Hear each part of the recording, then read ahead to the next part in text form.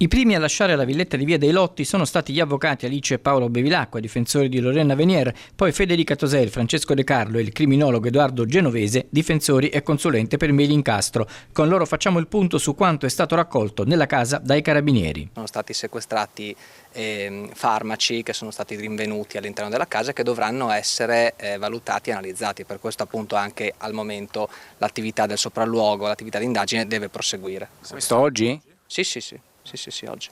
Questo di oggi è stato un sopralluogo, un accertamento tecnico irripetibile in continuità con quello dei RIS di Parma.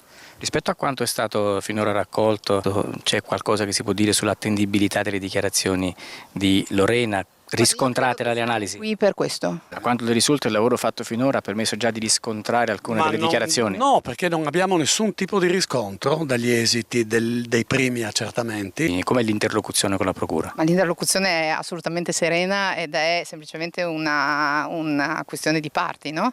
E chiaro è che il diritto di difesa secondo me non è un diritto che va interpretato a geometrie variabili, o c'è o non è un diritto.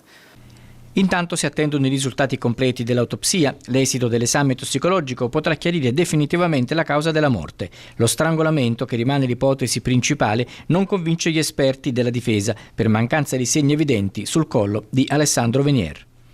Sarà veramente interessante leggere poi quella che è la relata tecnica del medico legale nominato e poi affiancata anche alla relata tecnica del nostro medico legale che ci darà informazioni a riguardo. Se gli esiti definitivi dell'autopsia dovessero escludere lo strangolamento, gli effetti sulla credibilità della confessione di Lorena perderebbero, almeno nella parte della ricostruzione, una solida base su cui si basano al momento le accuse, in particolare per la posizione di Meilin, che secondo la suocera avrebbe utilizzato i lacci per completare il delitto.